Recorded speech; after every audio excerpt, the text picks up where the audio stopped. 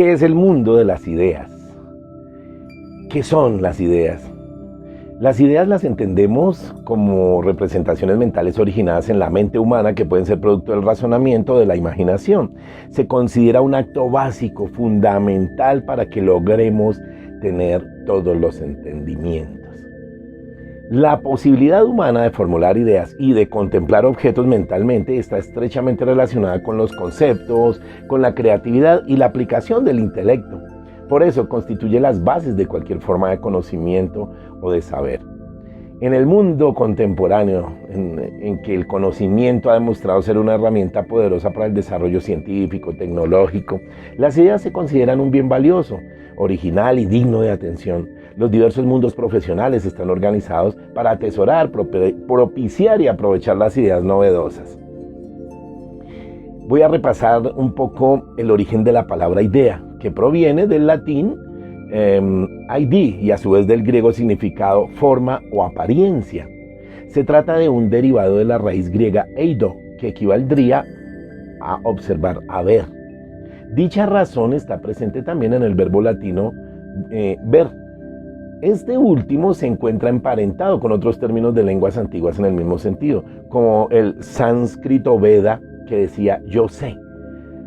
Desde épocas tan tempranas proviene la equivalencia entre la idea y la visión, en el sentido de que idear es ver con la mente. Las ideas son reflejos mentales de los objetos existentes en este mundo real. De las ideas se ocupan distintos campos del saber, en especial las tradiciones filosóficas. Cada una de estas ha formulado su propia definición de las ideas, estableciendo así 4 puntos de vista al respecto, que son los siguientes. 1. La perspectiva lógica. De acuerdo a esta perspectiva formal, las ideas son equiparadas a conceptos o proposiciones, es decir, formulaciones dotadas de un significado concreto. La otra es la perspectiva ontológica. Las ideas, según esta mirada, son reflejos mentales de los objetos existentes en el mundo real. La otra es la perspectiva trascendental. Según ella, las ideas son aquello que se quiere dar a entender y que reflejan el conocimiento de una materia de estudio. Y la perspectiva psicológica. Esta sostiene que las ideas son una representación mental subjetiva. Lo que a mí me gusta personalmente es la historia. El concepto de idea empezó a usarse en la antigüedad, en distintas tradiciones filosóficas y religiosas, interesadas en la naturaleza del pensamiento y de la razón. Inicialmente se las atribuyó a un soplo divino o a inspiración de los dioses. Así fue en la tradición semítica, es decir, en la judía, en la greco-romana y en la hindú, por citar algunos ejemplos. Durante el medioevo imperó una noción de idea procedente principalmente de la tradición platónica, reencarnada principalmente en el cristianismo que dominó Occidente en esa época. Este concepto volvió a aparecer en Europa en los siglos XVII y XVIII, pero con un sentido nuevo. La nueva noción de idea se fundamentó principalmente en los estudios de Jean-Luc y también los de René Descartes. Estas y otras perspectivas de la época tenían en común la valoración de las ideas como expresión de la razón humana, que era un nuevo valor universal para reemplazar la fe. Posteriormente, David Hume introdujo la distinción entre ideas e impresiones, planteando así la diferenciación entre ideas y sentimientos. Durante los siglos XVIII y XIX esta diferenciación fue la base de los movimientos filosóficos y estéticos contrapuestos a la Ilustración y al Romanticismo. Ahora miremos la teoría de las ideas, la alegoría de la caverna. Según Platón, nuestros sentidos solo perciben sombras de la realidad. Esto se conoce como la teoría de las ideas o la teoría de las formas, a uno de los preceptos fundamentales de la filosofía de Platón. El filósofo griego postulaba que en el mundo habían divisiones y este mundo se dividía en 2 partes, o mejor, en 2 planos. Está el mundo sensible, que contiene las cosas sensibles. Como su nombre lo sugiere, pueden ser percibidas por los sentidos. Y está el otro, que es el mundo inteligible. En el mundo de las ideas, un mundo perfecto, el mundo ideal, que sirve de modelo y original a las cosas perceptibles. Platón lo explica mediante su alegoría de la caverna. La humanidad equivale a un grupo de prisioneros desde el nacimiento, atados e inmóviles en lo hondo de una caverna, pudiendo únicamente mirar una pared que tienen enfrente.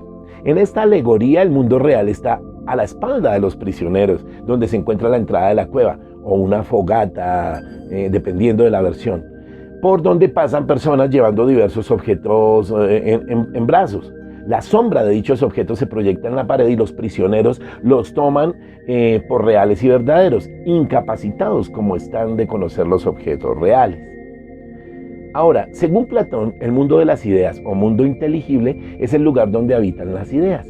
Estas son entidades inmateriales absolutas, perfectas, infinitas, inmutables e independientes del mundo físico o sensible, que es fuente de engaños o de distracciones. Solo persiguiendo el conocimiento y la verdad universal puede llegarse, según el filósofo, a contemplar ese mundo ideal. Sin embargo, como lo explica en su alegoría, los seres humanos estamos acostumbrados a ver las sombras del mundo sensible. Por eso descreemos de quien intente mostrarnos el camino luminoso de los objetos inteligibles. En mi cátedra de filosofía, cuando tenía a mis estudiantes, eso fue en el año 93 del siglo pasado, yo les hablaba a ellos acerca de la clasificación de las ideas. Existen numerosas clasificaciones de las ideas, pero fueron Locke y Hume quienes formularon quizá la más útil de ellas, y que consiste en lo siguiente: las ideas simples, más próximas a las cualidades objetivas perceptibles de las cosas en realidad. Las ideas de cualidades secundarias, las ideas meramente subjetivas que no dependen de cualidades objetivas de las cosas. Las otras eran las ideas simples, o son las ideas más elementales y básicas, y estas las podíamos clasificar en ideas de sensación, que son fruto de la experiencia externa o de la percepción externa, lo que ahora llamamos sensaciones. Las ideas de reflexión, que son el producto de la experiencia psíquica o de la percepción interna.